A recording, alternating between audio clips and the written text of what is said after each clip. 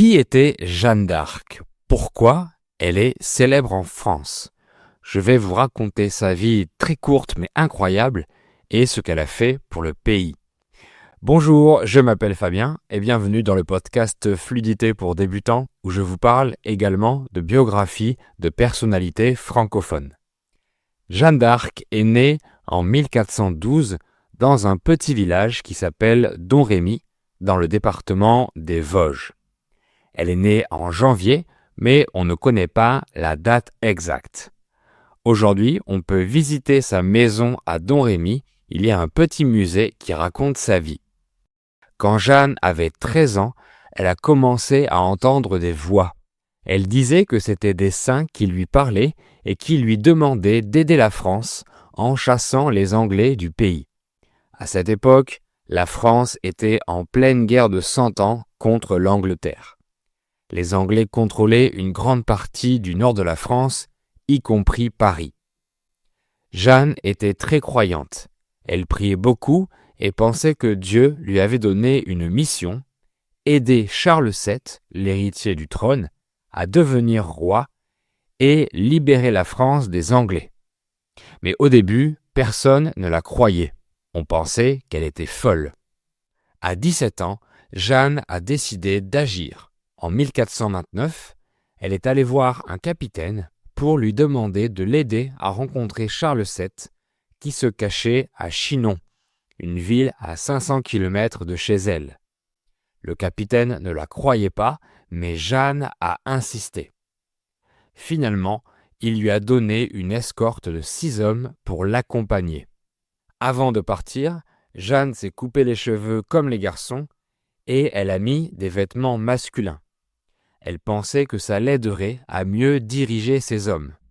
Et elle est partie rencontrer Charles VII et elle a réussi à le convaincre de lui faire confiance. En avril 1429, Jeanne a dirigé une armée de milliers de soldats pour libérer Orléans, une ville occupée par les Anglais. La bataille a duré 9 jours et les Anglais ont perdu.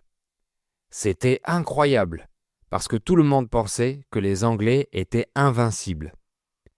Grâce à cette victoire, Jeanne est devenue une héroïne. On l'a appelée la pucelle d'Orléans, ce qui veut dire la jeune fille vierge d'Orléans. Après cette victoire, Jeanne a convaincu Charles VII d'aller à Reims, une ville importante, pour y être sacré roi. Le 17 juillet 1429, Charles VII est donc devenu roi de France. Jeanne avait accompli une partie de sa mission, mais elle voulait continuer à libérer la France. Malheureusement, elle a échoué en essayant de libérer Paris. Elle a été blessée pendant la bataille. Ensuite, elle a continué à combattre, mais elle a été capturée à Compiègne par des alliés des Anglais. En novembre 1430, Jeanne a été vendue aux Anglais.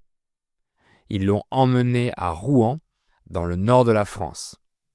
Là-bas, elle a été jugée par des membres de l'Église alliés des Anglais. On l'a accusée d'hérésie, c'est-à-dire de ne pas avoir respecté les règles de l'Église.